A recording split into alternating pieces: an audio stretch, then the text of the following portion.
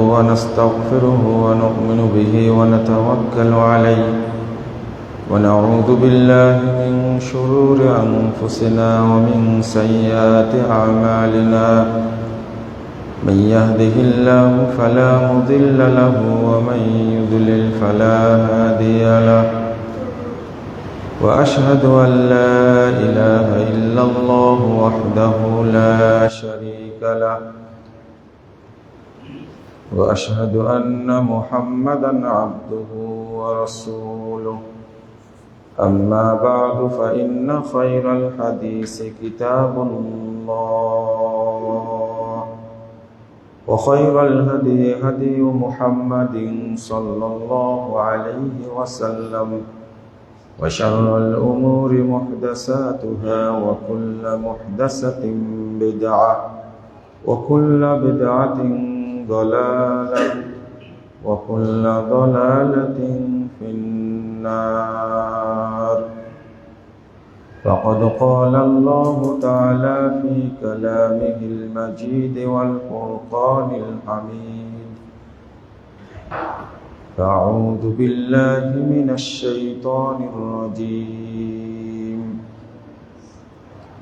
الذين آمنوا ولم يلبسوا إيمانهم بظلم أولئك لهم الأمن وهم مهتدون وقال صلى الله عليه وسلم قال الله تبارك وتعالى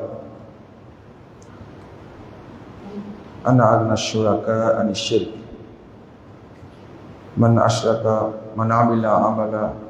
عمل عملا أشرك فيه غير معي تركته وشركه رواه مسلم وقال صلى الله عليه وسلم لا تقوم الساعة حتى تلحق قبائل من أمتي بالمشركين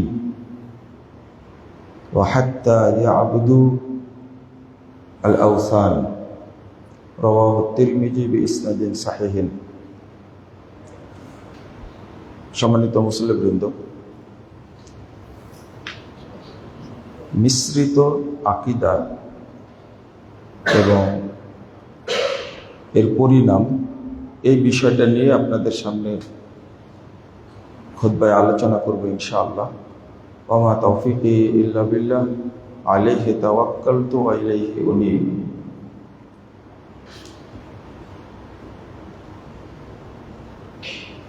মিশ্রিত আকীদা অত্যন্ত ভয়াবহ প্রসঙ্গ, খুব ভয়ানক। যারা বিধর্মী, যারা কাফের, যারা মুশরিক, তারা কিন্তু আল্লাহকে মানে না, রাসূলকে মানে না, ইসলাম মানে না। তারা তাদের গতিতে চলতে থাকে। কিন্তু কোন মুসলিম যখন আল্লাহ এবং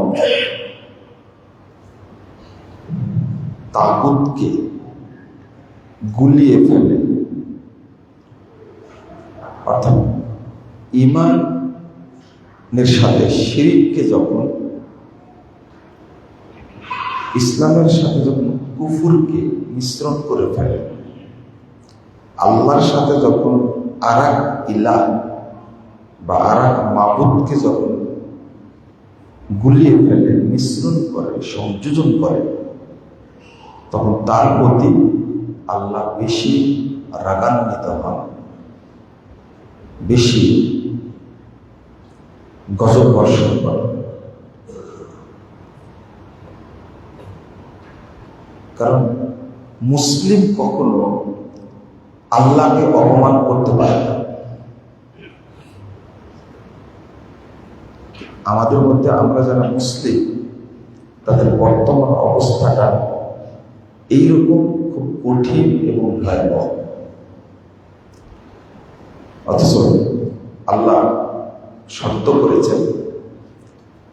সূরা আল-আনআম ৮২ নম্বর আয়াত আল্লাহ বলছেন, আল্লাযীনা আমানু ওয়া লাম ইয়ালবিসু ঈমানাহুম বিযুলম, যারা ঈমান এনেছে আর ঈমানের সাথে শিরক, কুফর, তাগুত, নিফাক মিশ্রিত করেনি, উলাইকা লাহুমুল আমনু ওয়া হুম মুহতাদুন, তাদের জন্য পৃথিবীতে এবং হাসরের মাঠে আল্লাহর পক্ষ থেকে নিরাপত্তা রয়েছে।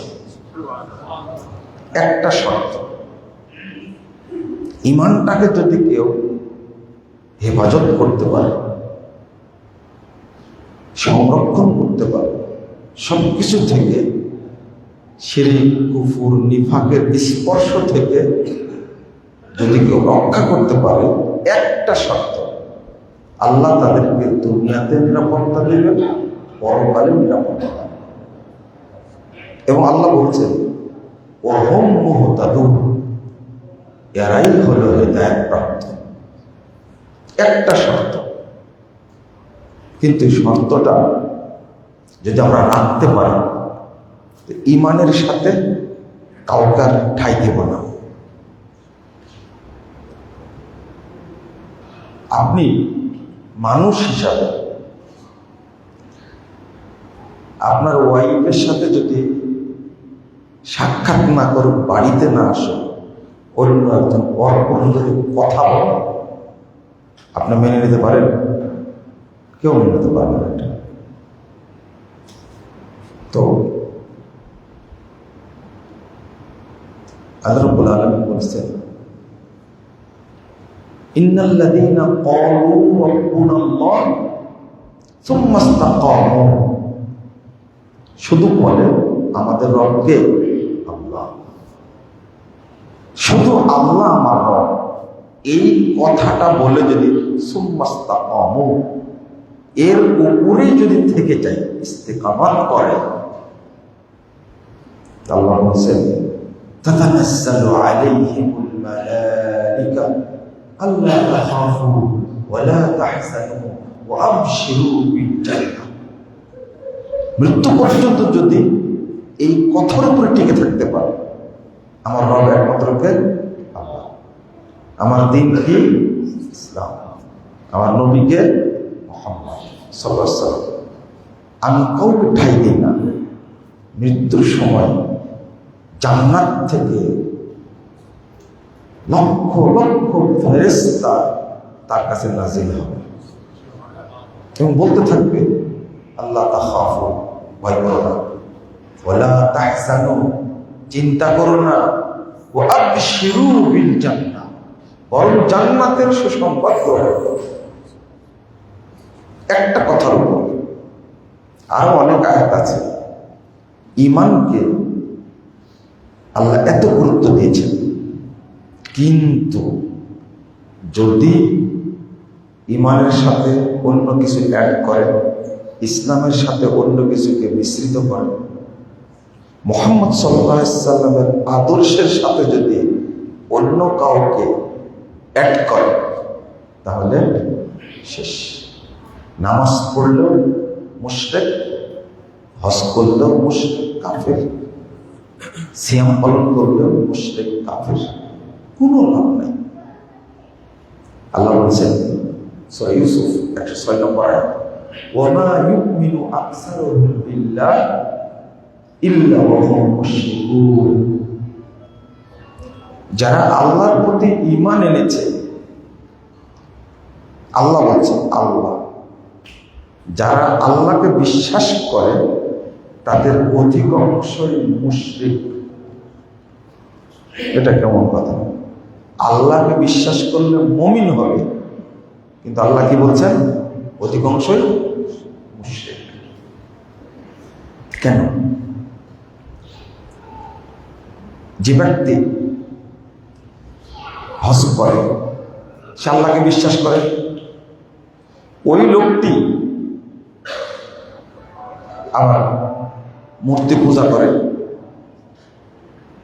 কবর পূজা করে, পীর পূজা করে, খানকা পূজা করে, বা মাজারে দান খায়রাত করে। একটু ভাবেন, ও কি আল্লাহ বিশ্বাস করে? কিন্তু আপনি মনে করছেন যে আল্লাহকে বিশ্বাস করে না? অবশ্যই করে। এটাই আল্লাহ বলছেন। মাজারে বসেই বলছে ইল্লাল্লাহ ইল্লাল্লাহ ইল্লাল্লাহ, বলে না? তা আল্লাহকে বিশ্বাস করেই তো। আল্লাহকে বিশ্বাস না করলে লা ইলাহা ইল্লাল্লাহ জিকির করতো না। কিন্তু সে কি বিশ্বাস করা সত্ত্বেও কি মুশরিক? এটাই আল্লাহ বলছেন, ওয়া মা ইউমিনু আকসারুহুম বিল্লাহি ইল্লা ওয়া হুম মুশরিকুন। তাহলে নামাজ পড়া সত্ত্বেও কি মুশরিক? আমাদের কেউ কেউ বলে যে, কি বলে, মসজিদের মুতওয়াল্লি মুশরিক হয়? কথা তো ঠিক। মসজিদ তৈরি করেছে কার নামে? আল্লাহর নামে। মসজিদে দান খায়রাত করে মসজিদের সভাপতি। মসজিদের সভাপতি হয়ে সে কেমন মুশরিক হয়? তো আমি বলি যে মসজিদের না, কাবার মুতওয়াল্লি ছিল কে? Abdul Muttalib. বলে তো সে মুশরিক ছিল না মুসলিম ছিল? মুশরিক না? কোথাকার মুতওয়াল্লি? কাবা। আপনারা শুনতে পাচ্ছেন? ভালো মনে হয় না, সাউন্ড বাড়ি খাচ্ছে। ঠিক আছে। তো আমি বললাম যে আব্দুল মুত্তালিব, আবু তালেব এত ভালো মানুষ, মক্কা একদিকে নেতা, এরা কিন্তু উচ্চ বংশের, উচ্চ চরিত্রের। সারা পৃথিবী থেকে যারা হজ করতে যেত তাদেরকে ফ্রি খাবার দিত, তাদের থাকার ব্যবস্থা করত, কাবা ঘর চাবি তাদের কাছে থাকত, প্রতি বছর হজ করত, কাবা তওয়াফ করত, সাফা মারওয়া সাই করত, প্রায় উমরা করত। আব্দুল মুত্তালিব, আবু তালেব এরা কি মুসলিম ছিল? কি ছিল? কাফের, মুশরিক ছিল। তাহলে হজ তওয়াফ সাই কোনো কাজে আসেনি। এমনকি ঈমান কত শক্ত ছিল, আব্রাহা যখন কাবা ভাঙতে আসলো, এসে আব্রাহার লোকেরা আব্দুল মুত্তালিবের 200 উট ছিনিয়ে নিয়ে আসছে, চুরি করে নিয়ে আসছে 200 উট। ভাবতে পারেন? তা আপনার মতো আব্দুল মুত্তালিব কি ফকির পোলা ছিল নাকি? কত বড় ধনী, 200 উট শুধু চুরি করেছে, আছে কত? তো বলছে যে যখন গেছে আব্দুল মুত্তালিব আব্রাহার কাছে, আব্রাহার সাথে সাথে হাতির পিঠ থেকে নেমে তাকে বসার ব্যবস্থা করে দিছে। যে মক্কার নেতা এসেছে, কুরাইশ বংশের নেতা, কাবার মুতওয়াল্লি এসেছে, বলছে বসে। বলছে না, আমি বসবো না, তোমার লোকেরা আমার 200 উট চুরি করে নিয়ে আসছে, উটগুলো দিয়ে দাও। তখন আব্রাহা হতবাক হয়ে বলছে, বলেন কি, আমি আসছি কাবা ভাঙতে, আর আপনি উটের খবর নিতে আসছেন? কাবা সম্পর্কে কিছু বলবেন? বলছে না, আব্দুল মুত্তালিব বলছে কাবার মালিক আল্লাহ আর উটের মালিক আমি, আমার উটগুলো দিয়ে দাও। কাবার মালিক কি সিদ্ধান্ত নেবেন তিনি জানেন। বলেন তো, আব্দুল মুত্তালিবের কাবার প্রতি ভক্তি বেশি ছিল না আপনার ভক্তি বেশি? যে কথা আব্দুল মুত্তালিব বলেছিল সেটা ঘটেনি? ঘটেছে? আব্রাহা বাহিনীকে শেষ করে দেয়নি? কে? একজন জানেন রব আছেন, এটা বিশ্বাস করত। এর পরেও আব্দুল মুত্তালিব কি মুসলিম হতে পেরেছে? কি কাফের, মুশরিক। তার মূল কারণ হলো রব হিসাবে মানত আল্লাহকে, সৃষ্টিকর্তা হিসেবে মানত আল্লাহকে, কিন্তু একমাত্র ইবাদত করতে হবে আল্লাহ, এটা মানত না। আমরাও তো তাই, তাই না? একবারে আব্দুল মুত্তালিবের ঈমান আর আমাদের ঈমান কি একই রকম? আমরাও বলি বিশাল ওজনের মাছ খেয়ে বলি আল্লাহ খাওয়ালেন, বিপদ থেকে রক্ষা পেলে বলি আল্লাহ রক্ষা করলেন, আল্লাহ সৃষ্টি করছেন, রুজিদাতাকে আল্লাহ। কিন্তু যখন সংসদে বসি তখন বলি না একমাত্র আইনদাতাকে, নিজের লিখে যে আইন, বুঝেননি মনে হয় কথা, আইনদাতা একমাত্র কে? আল্লাহ। এটা কিন্তু বলি না, এটাই শিরক, এটাই শিরক। তো আমি যেটা বুঝাচ্ছিলাম আপনাদেরকে সেটা হলো, মুমিন যদি শুধু সম্পৃক্ত করে তাহলে মুশরিক হয়ে যায়। কি হয়ে যায়? একটা আয়াত দিলাম আপনাকে। 2 নম্বর, আল্লাহ বলছেন যে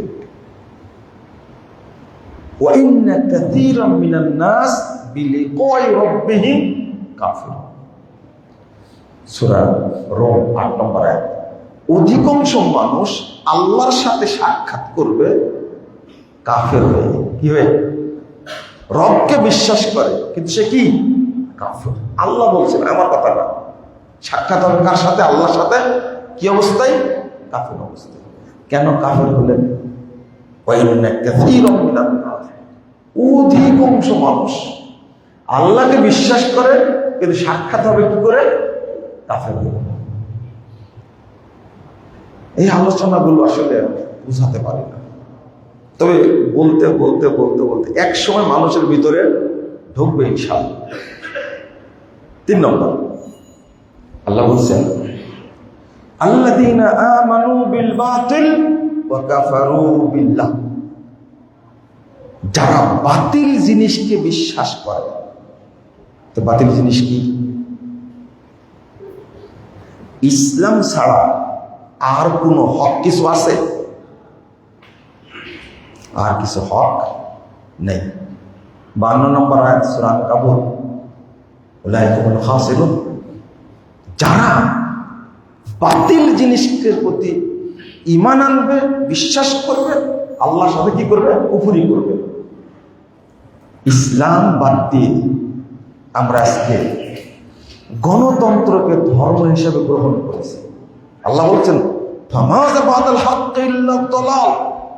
এই হকের পরে যেগুলো আছে সবগুলো বাতিল ছাড়া আর কি হতে পারে? আমি জাতীয়তাবাদে বিশ্বাসী, আমি ধর্মনিরপেক্ষতাবাদে বিশ্বাসী, আমার মাথায় টুপি, জুমার দিন প্রথম কাতারে, ঈদের দিনে কি প্রথম কাতারে। যতদিন এটা আমরা না বুঝবো ততদিন আল্লাহর পক্ষ থেকে রহমত নাজিল হবে কোনোদিনই না, অসম্ভব। দুইটা অ্যাড করে হয় না। দেখেন না কত বড় বড় কথা বলছে, অথচ তারা ইসলামপন্থী। হাইকোর্টের মূর্তি ভাঙতে হবে, পীর সাহেব বলে না যে আমার বাবার কবরটা, মূর্তিটা আগে ভাঙা লাগবে, বলে? বুঝেন না মনে হয় কথাটা? লাখ লাখ মানুষ, কোটি কোটি মানুষ বাবার কবরে সেজদা দিয়ে কি হচ্ছে? মুশরিক হচ্ছে। ওটা ভাঙবে না, ভাঙতে হবে শেখ মুজিবের মূর্তি। বুঝেন না মনে হয় কথাটা? আমাদের ছেলেদের যদি এই বুদ্ধিটা থাকতো যে আরে মূর্তি পূজা করতে যায় তারাই, যারা নাস্তিক, কিন্তু মাজার পূজা করতে যায় কারা? টুপিওয়ালারা না? নামাজ পড়া না? কোটি কোটি মানুষ প্রতিদিন মুশরিক হচ্ছে। যদি আমাদের ছেলেরা বুঝতো আগে মাজারগুলো ভেঙে চুরমার করতে হবে, তারপরে ভাঙতো কি? মূর্তি। কিন্তু আমাদের ছেলেরা আগে ভাঙছে কি? মূর্তি। তাই একজনের ভাঙছে, বাকিগুলো আছে। কিন্তু বুঝেন তাহলে আপনারা মনে করছেন যে তাওহীদি চেতনায় শেখ সাহেবের মূর্তি ভাঙছে? তাওহীদি চেতনায় কি? না না না, পার্থক্য আলাদা, মানে পার্থক্য কত বেশি। আমরা যেটা বোঝাতে চাই, মুসল্লিরা কোন দিন বুঝবে আল্লাহ পাক ভালো জানে, তবে একদিন বুঝবেন ইনশাআল্লাহ। ইনশাআল্লাহ। আপনার 2219 নম্বর হাদিস তিরমিজির মধ্যে এসেছে, রাসূল সাল্লাল্লাহু আলাইহি ওয়াসাল্লাম বলছেন, লা তাকুমুস সাআহ হাত্তা তালহাকা কবাইল মিন উম্মতি। কিয়ামত হবে না যতক্ষণ আমার উম্মতের বহু দল মুশরিকদের সাথে মিশে না যাবে। আমার উম্মতের বহু দল মিশে যাবে কাদের সাথে? মুশরিকদের সাথে মিশে যাবে। ওয়া হাত্তা ইয়াবুদুল আওসান, এবং যতক্ষণ মূর্তি পূজা না করবে ততক্ষণ কিয়ামত হবে না। আজকের অবস্থাটা দেখেন, অধিকাংশ মানুষ আমরা মূর্তি পূজার সাথে ব্যস্ত। মূর্তি নাই কার ঘরে? মূর্তি নাই কার ঘরে? এই যে একটা বোতল দেখলাম, হ্যাঁ, খেয়াল করেছেন? দেখেন একটা মূর্তি আছে, দেখছেন আপনারা? দেখছেন? দেখতে পাচ্ছেন? দুই পাশে আছে, কিন্তু একটা হাদিস আসছে যে রাসূলুল্লাহ সাল্লাল্লাহু আলাইহি ওয়াসাল্লাম বলছেন যে উম্মতের অধিকাংশ মানুষই মূর্তি পূজা করবে, তারা বুঝতে পারবে না। রাসূল সাল্লাল্লাহু আলাইহি ওয়াসাল্লাম বলছেন, ইয়া আইয়ুহান নাস ইত্তাকুশ শিরক, তোমরা শিরিককে ভয় করো। কেন? শিরিক, ইন্না শিরকা ফি হাদিহিল উম্মাহ কাতাবিবিন নামলা।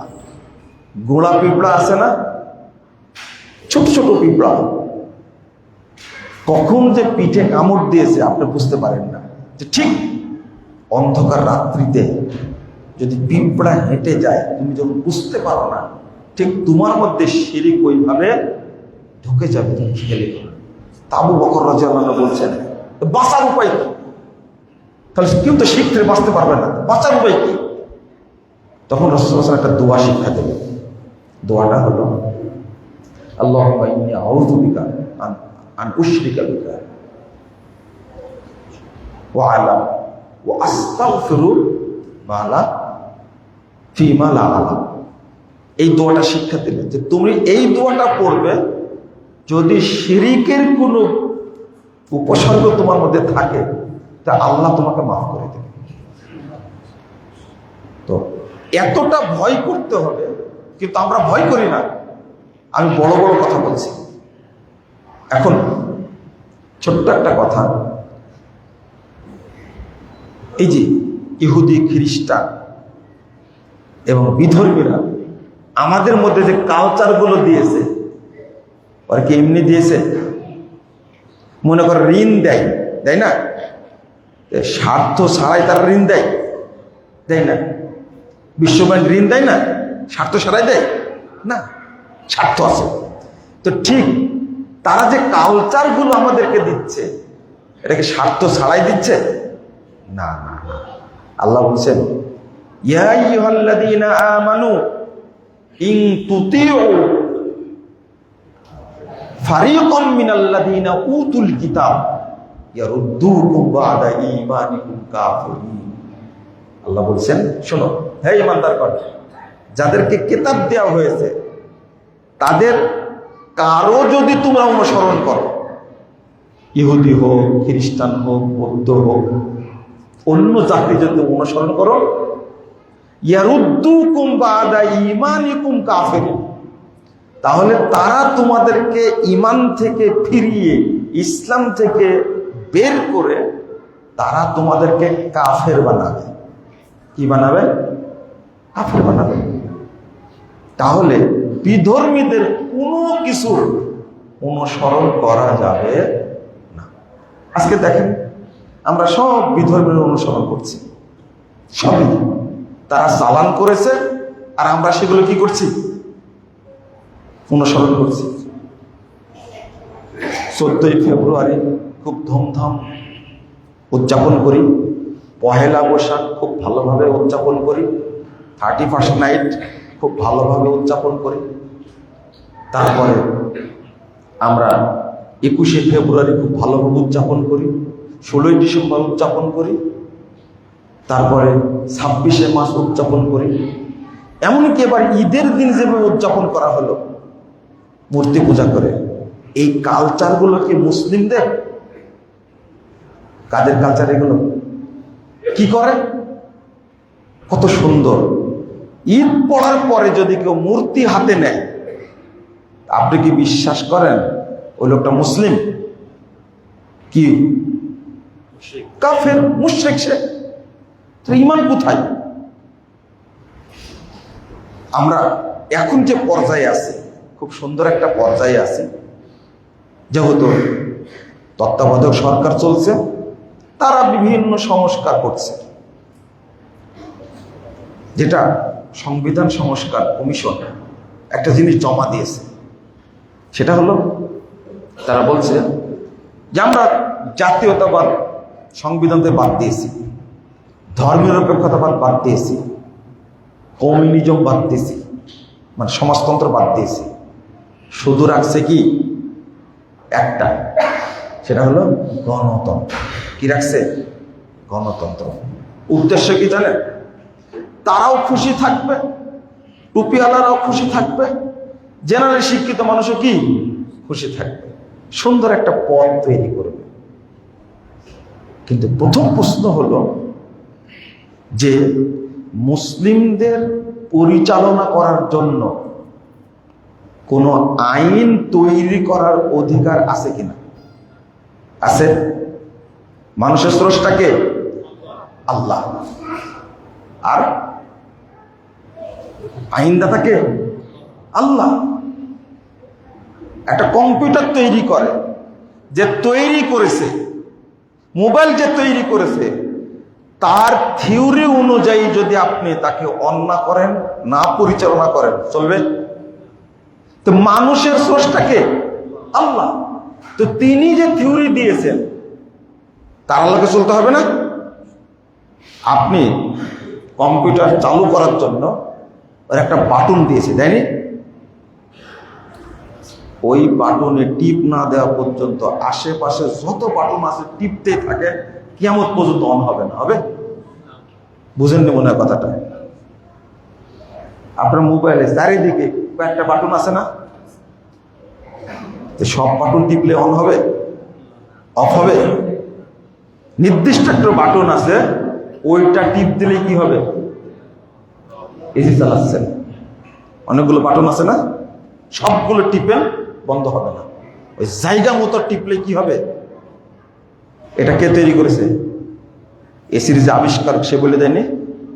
সব চলছে তার নিজস্ব গতিতে, কিন্তু যিনি আল্লাহ তার প্রেসক্রিপশন অনুযায়ী, তার থিওরি অনুযায়ী মানুষ নাকি চলতে পারবে না। নিজের থিওরি অনুযায়ী চলে কেউ সফল হয়েছে? কেউ সফল হয়নি, কিয়ামত পর্যন্ত হতে পারবে না। তো এইটা বুঝাবো আমি কাফেরদেরকে, মুশরিকদেরকে, ইহুদিদেরকে, খ্রিস্টানদেরকে, তো মুসলিমকে বুঝাবো কেন?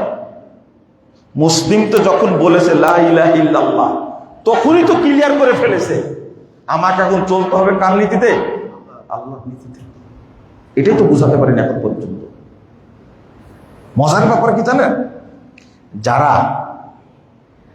এই রাষ্ট্রটা চালাচ্ছে বাংলাদেশে, তাদের অনুসারী বেশি। বুঝেননি মনে হয়, তাই না?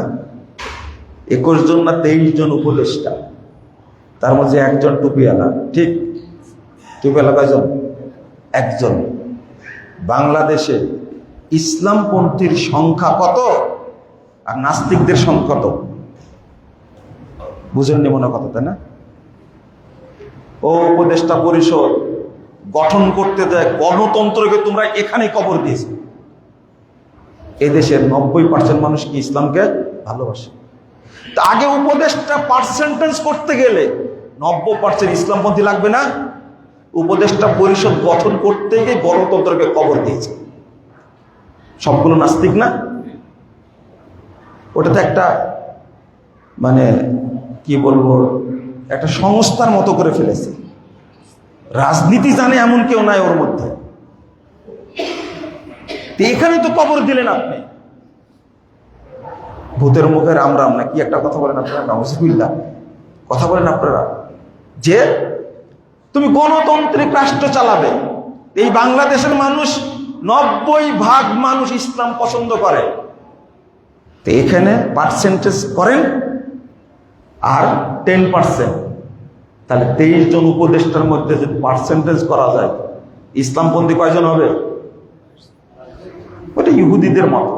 সারা পৃথিবীতে ইহুদির সংখ্যা হলে 10%, কিন্তু সারা পৃথিবী ওরাই চালাচ্ছে, তাই না? ট্রাম্পকে পর্যন্ত, এটা খ্রিস্টান, ট্রাম্পকে পর্যন্ত এই ইসরায়েলের শয়তানটা কানে ধরে ঘোরাচ্ছে একাই ঘোরাচ্ছে খ্রিস্টানদেরকে। তো আমাদেরকে কানে ধরে ঘোরাচ্ছে কারা? নাস্তিকরা। আবার মুখে কি বলছে? গণতন্ত্র। আর আমরাও কিন্তু সন্তুষ্ট। কেমনে সন্তুষ্ট দেখেন, দারুণভাবে সন্তুষ্ট আমরা এই ক্ষেত্রে। সেটা হলো ঠিক, এত সুন্দর একটা আইন করছে, হুজুরেরা কিছু বলবে না, ইমামরা কিছু বলবে না, জেনারেল শিক্ষিত মানুষ কিছু বলবে না, সুন্দর করে মানে কিছু নিবে ইসলামের, কিছু নেবে কি কুফুরের, কিছু নেবে দেশাচার নিয়ে একটা সংবিধান তৈরি করছে। কি সুন্দর! বিমানের পাখা, বগিটা হলো ট্রেনের, চাকাটা হলো কি বাসের। গাড়িটা কেমন হবে? এই গাড়ির নাম কি বুঝলেন না মনে হয়, তাই না?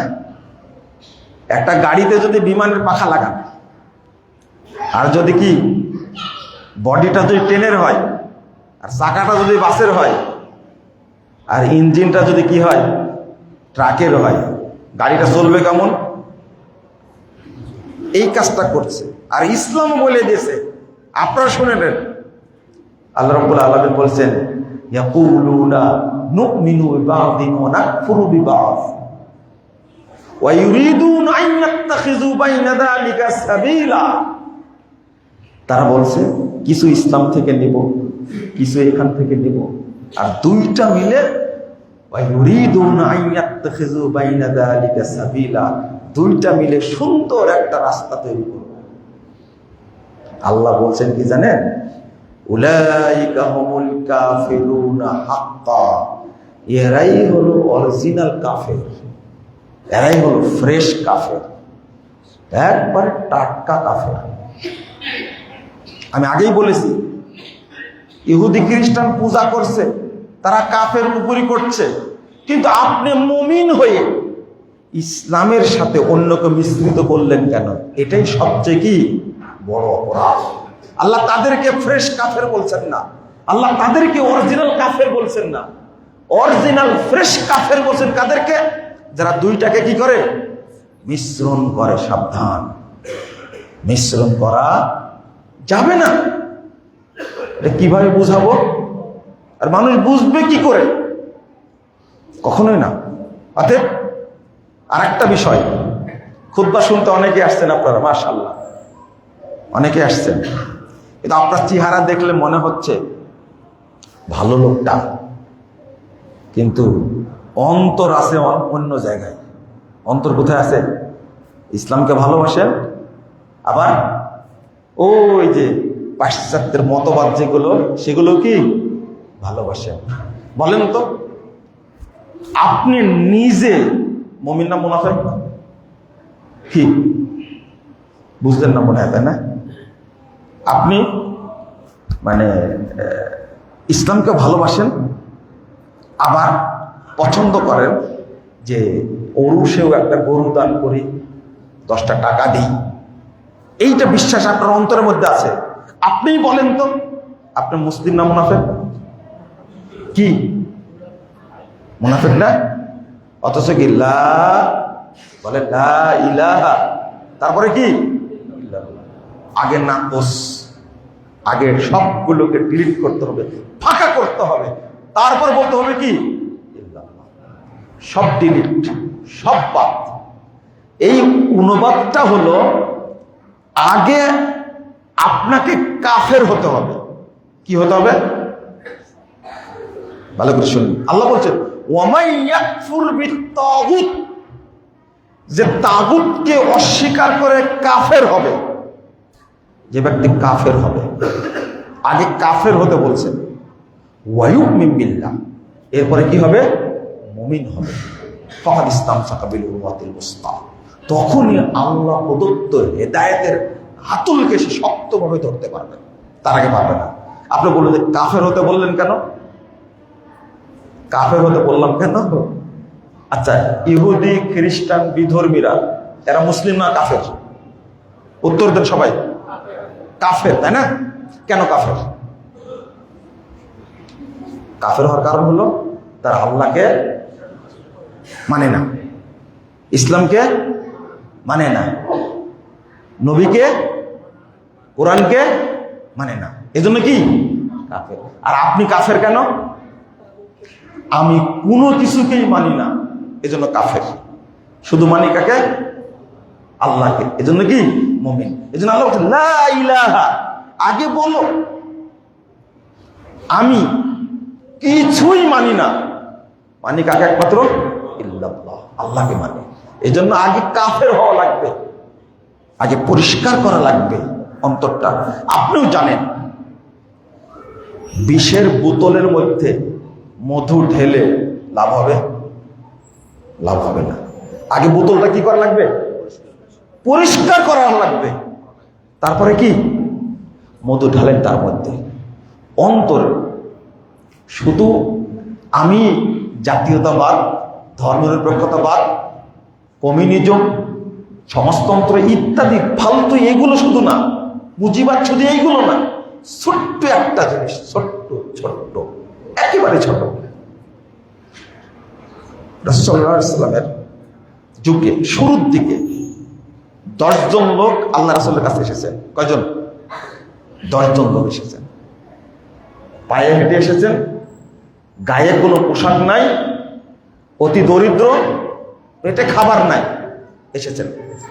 তো রাসূল সাল্লাল্লাহু আলাইহি ওয়াসাল্লাম তাদের 9 জনকে ইসলাম গ্রহণ করালেন। কয়জনকে? 9 জনকে, মাত্র 9 জনকে।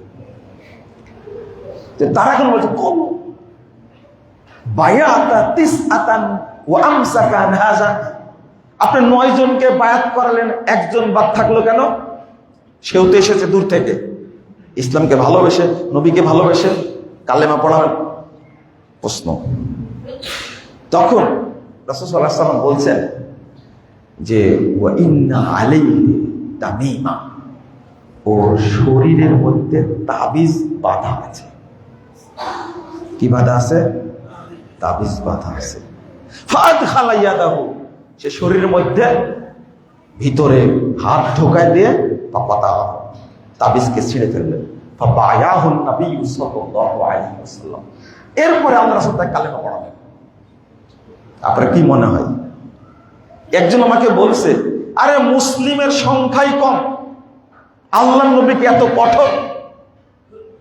আগে আমাকে বলছে আপনার বুঝতে ভুল হচ্ছে। আমার বুঝতে ভুল হচ্ছে, আমি সরাসরি অনুবাদ করছি, আর আমার বুঝতে ভুল হচ্ছে। বলছে হ্যাঁ, নবীর ওই সময়ের মুসলমানই নাই, আর তিনি কি এত কঠোর? একজন লোক মহব্বতের সাথে আসছে, কালেমা না পড়ায়া কাট করে রেখে দিবে, এটা হতে পারে না। এটা হলো আমাদের বুঝ। আচ্ছা বলেন তো, দেহে যে তাবিজ ছিল এটা কি নবী জানতেন? নবী কি জানতেন? কে জানাইছে বলেন তো দেখি? আল্লাহ জানাইছে। এই ওকে যেন কালেমা না পড়াই, ওর শরীরের মধ্যে কি আছে? যেমন আপনাদের দেহে অনেকের মধ্যে এখনো তাবিজ আছে, আছে না? আমি কি দেখতে পাচ্ছি? এখানে থাকলে দেখতে পাবো না, কোমরে থাকলো কি দেখতে পাবো না, এটা বাস্তব। আল্লাহ বলেছেন তাবিজ আছে। তাহলে ইসলাম কালেমা পড়াতে নিষেধ করেছেন কে? আল্লাহ। আর আমাকে বলছে বুঝতে ভুল হয়েছে। না, আমার বুঝতে ভুল হয়নি, শুধু তাবিজটা আছে, এই তাবিজ থাকা অবস্থায় পড়তে পারবে না। আশহাদু আল্লা ইলাহা ইল্লাল্লাহ ওয়া আশহাদু আন্না মুহাম্মাদান আবদুহু ওয়া রাসূলুহু, এইটা পড়ার অধিকার নাই। শরীরটা অপবিত্র, এখন শরীরটা অপবিত্র, আগে ওইটা ফেলে দিতে হবে, তাহলে শিরিক অবস্থায় আল্লাহ শব্দটা উচ্চারণ করলেও আল্লাহ নারাজ হন।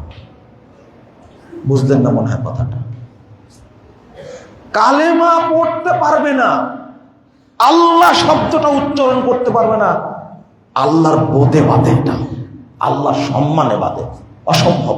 ও যেখান থেকে আসুক না কেন, ও শরীর কি অপবিত্র। আর যদি আকীদা অপবিত্র হয়, মনে করেন আমার মধ্যে কি নাই, আমার শরীরে তাবিজ নাই কিন্তু অন্তরে আছে।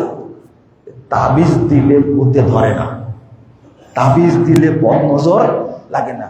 বলেন তো আমার ঈমান আছে কিনা? ঈমান আছে? কি হয়েছে? ঈমান আছে তো কি হয়েছে? হ্যাঁ, চলে গেছে? ঈমান নাই, চলে গেছে। এই জিনিসটা শেষে এটাই বুঝেন, প্রথম কথা হলো আমার ভিতরে বিশ্বাস আছে যে মাজারে দান করলেই বাচ্চা হবে, তাই না?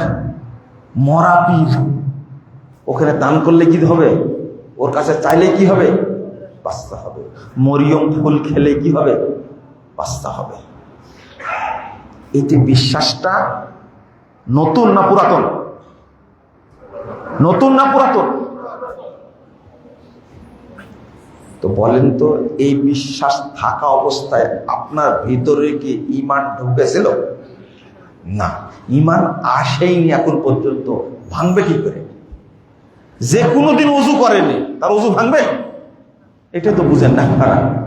তা আমার তাবিজ আমার গায়ে নাই, তবে ভিতরে বিশ্বাস আছে তাবিজ দিলে ভূতেরে ধরবে না। এই বিশ্বাস থাকলে আমার ভিতরে কি ঈমান ঢুকবে কোনোদিন? কোনোদিন ঢুকবে না। এর নাম হলো ঈমান। আর আপনি আজকে যতই আমাকে অস্বীকার করেন, মুখ দিয়ে মুনাফিকি করা যায়, ব্যবহার দিয়ে মুনাফিকি করা যায়, কথা দিয়ে মুনাফিকি করা যায়, আচরণ দিয়ে মুনাফিকি করা যায়, কিন্তু অন্তর দিয়ে মুনাফিকি করা যায় না। রাসূল সাল্লাল্লাহু আলাইহি ওয়াসাল্লাম বলেছেন, ইউবআসু নাসু আলা নিয়াতিহিম, কিয়ামতের মাঠে যার অন্তরে যা ছিল ওইটা নিয়েই উঠানো হবে। আল্লাহ আপনার অন্তরকে দেখতে বলবেন, এই মুনাফিক, এই যে তোর অন্তরে দুইটাই আছে, দেখ ভালো করে দেখ। মুখ তো বন্ধ থাকবে, বন্ধ থাকবে না? বন্ধ থাকবে মুখ, বন্ধ থাকবে মুখ, কথা বলবে না। অন্তর সাক্ষী দেবে, এই যে তোর অন্তরে কার প্রতি ভালোবাসা ছিল দেখ। তো তুই মুনাফিক একটা। যখন আল্লাহ কথাগুলো খুলে দিবেন, আমার আপনার কি অবস্থা হবে? তাহলে ফ্রেশ করতে হবে কোনটা? কত হাদিস আসছেন, আল মুমিনু আলা ঈমানিহি ওয়াল কাফিরু আলা কুফরিহি ওয়াল মুনাফিকু আলা নিফাকিহি। অন্তরে নিফাক নিয়ে যদি মারা যান তাহলে আল্লাহ প্রকাশ করে দেবেন, তুই মুনাফিক একটা, দেখ তোর অন্তরে শিরিক ছিল, এই দুইটাই ছিল।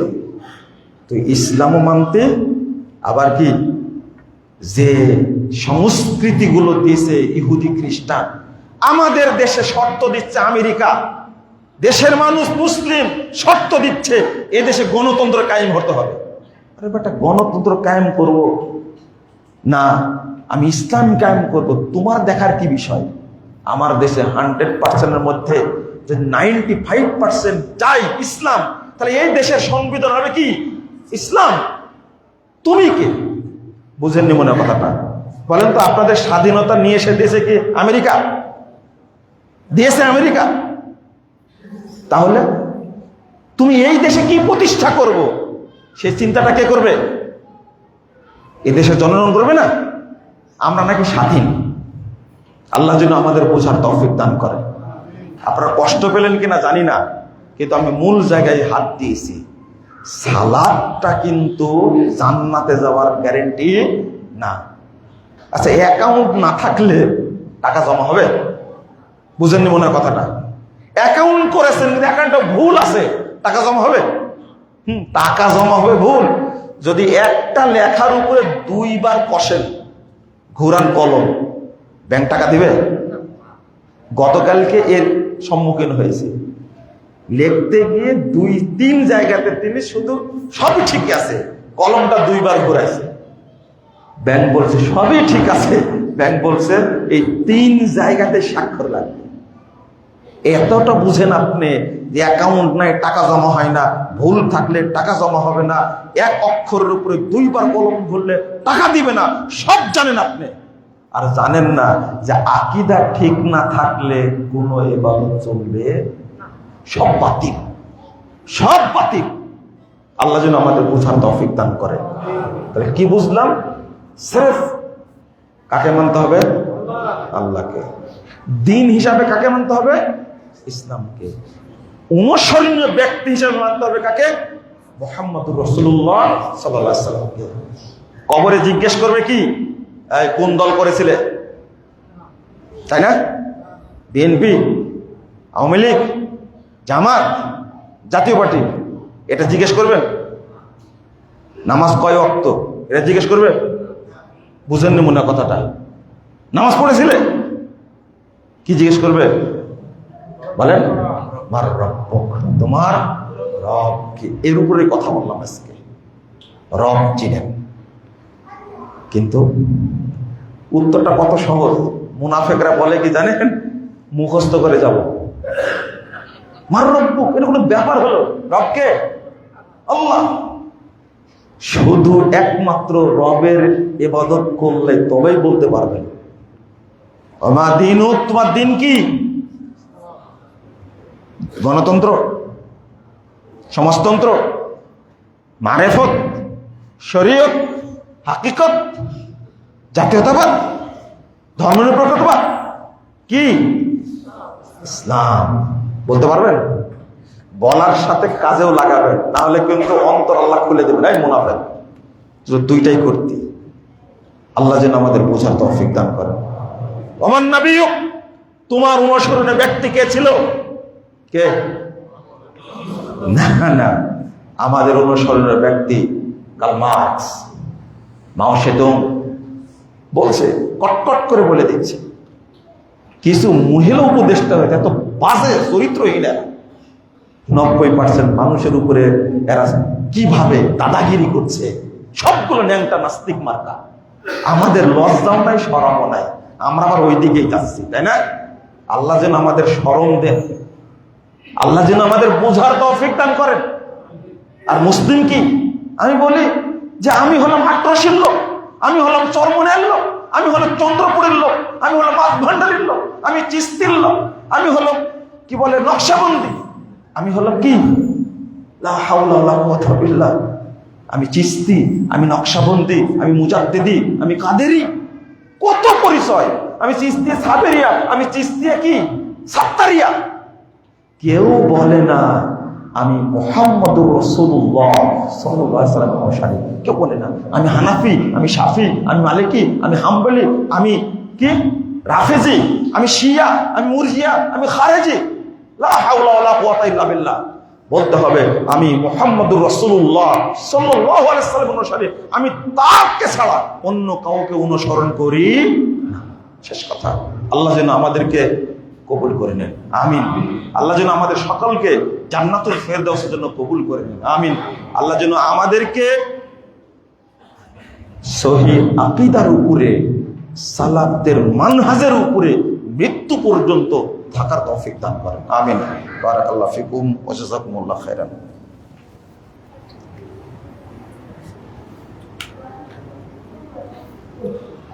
দান করছি।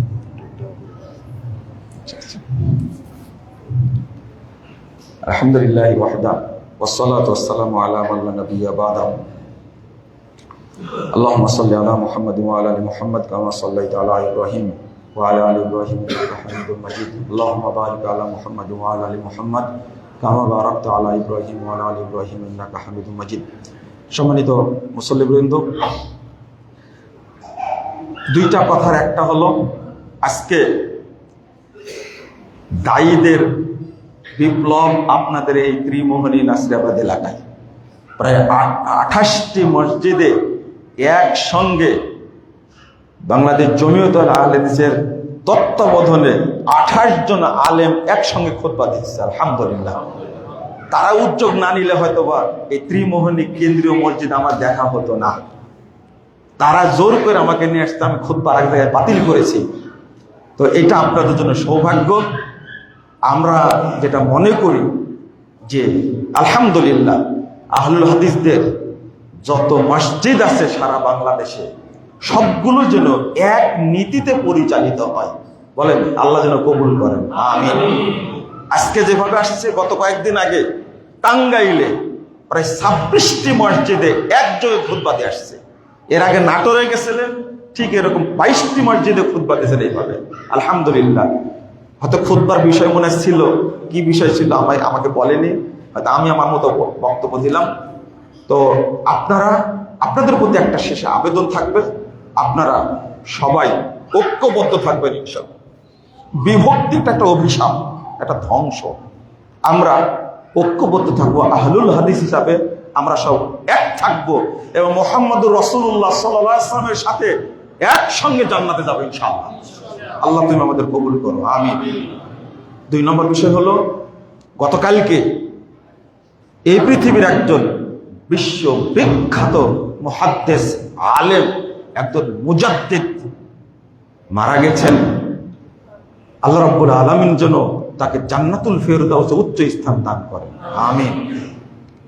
শেখ রবি বিন হাদি আল মাদখালি, সারা পৃথিবীতে পরিচিত এই নামটা। তবে যারা ইখওয়ানি এবং যারা শিয়া আকীদায় বিশ্বাসী বাংলাদেশ সহ সারা বিশ্বে, তারা কিন্তু ঈদ পালন করছে। কি পালন করছে? আনন্দ অনুষ্ঠান করছে। রবি বিন হাদি আল মাদখালি মারা গেছে, বিশ্ব শান্ত হয়েছে। এত শক্ত মানুষ ছিলেন। তার সম্পর্কে বলা হয় বর্তমান সৌদি আরবের ইসলামিক কার্যক্রমের সবচেয়ে বড় পরামর্শদাতা হলেন রবি বিন হাদি আল মাদখালি। এবং তিনি শিয়াদের ব্যাপারে, খারেজিদের ব্যাপারে অত্যন্ত কঠোর ছিলেন। আমরা মনে করি এই ব্যক্তির স্থলাভিষিক্ত হওয়ার সম্ভব না। তার সম্পর্কে শেখ বিন বাজ, শেখ আলবানী, শেখ উসাইমিন এত সুন্দর কথা বলে গেছেন। আমরা দোয়া করি আল্লাহ যেন তার খেদমতগুলোকে কবুল করে নেন। আল্লাহ রাব্বুল আলামিন যেন তাকে জান্নাতুল ফেরদাউসে জায়গা করে দেন। সাথে সাথে আমাদেরকে যেন আল্লাহ কবুল করে নেন, আমিন। যারা শেখ রবি বিন হাদি আল মাদখালি 92 বছর, আল্লাহু আকবার, এত দিন প্রচার করেছেন, মদিনা বিশ্ববিদ্যালয় হাদিস বিভাগের ডিন ছিলেন, তাকে যারা গালি দিচ্ছে, আমি প্রথম বলবো আল্লাহ তাদেরকে হেদায়েত দান করো। আর হেদায়েতের যোগ্য না হলে আল্লাহ তাদেরকে অপদস্থ করো, বলেন আমিন। শেষে আপনারা অনেকে দান খায়রাত করেছেন। কেউ 500 টাকা দিয়েছেন, 1000 দিয়েছেন, আরেকজন 500 টাকা দিয়েছেন, আরেকজন 2000 টাকা দিয়েছেন। আমি নামগুলো বললাম না এই উদ্দেশ্যে, গোপনে দান করেছেন মসজিদে। গোপনে দান করলে দানে বরকত হয়, আপনারও বরকত হবে, মসজিদেরও কি বরকত। আপনি 500 টাকা দিয়েছেন, এই বরকত এত হবে, আর 5 লাখ টাকা দেবেন ইনশাআল্লাহ। অতএব নামটা প্রকাশ করতে হয় না। এরপরেও আমি বলছি, যারা দান করেছেন আল্লাহ যেন তাদের দান কবুল করেন, আল্লাহ যেন তাদের সম্পদে বারাকা দান করেন। যদি অসুস্থ থাকে আল্লাহ যেন তাদেরকে সুস্থতা দান করেন, সাথে সাথে আমাদেরকে জন্য আল্লাহ সুস্থতা দান করেন, আমিন। বারাকাল্লাহু ফিকুম। اللهم اغفر لنا وللمؤمنين والمؤمنات والمسلمين والمسلمات والأحياء منهم والأموات. اللهم أعز الإسلام والمسلمين، اللهم أعز الإسلام والمسلمين، اللهم أعز الإسلام والمسلمين. اللهم انصر من نصر دين محمد صلى الله عليه وسلم واجعلنا منهم، واخذل من خذل دين محمد صلى الله عليه وسلم ولا تجعلنا منهم. اللهم عن الكفرة والفجرة والمبتدع واليهود والنصارى والمشركين، اللهم شقق شملهم ومزق جمعهم وخرب بنيانهم ودمر ديارهم وانزل بهم بأسك الذي لا ترد عن القوم المجرمين. اللهم اشدد وطأتك على اليهود والنصارى والمشركين، اللهم اشدد وطأتك على اليهود والنصارى والمشركين. اللهم اشدد وطأتك على اليهود والنصارى والمشركين ربنا آتنا في الدنيا حسنة وفي الآخرة حسنة وقنا عذاب النار ربنا فاغفر لنا ذنوبنا وكفر عنا سيئاتنا وتوفنا مع الأبرار ربنا عليك توكلنا وإليك أنبنا وإليك المصير ربنا آتنا في الدنيا حسنة وفي الآخرة حسنة وقنا عذاب النار ربنا تقبل منا إنك أنت السميع العليم وتب علينا إنك أنت التواب الرحيم وصلى الله على النبي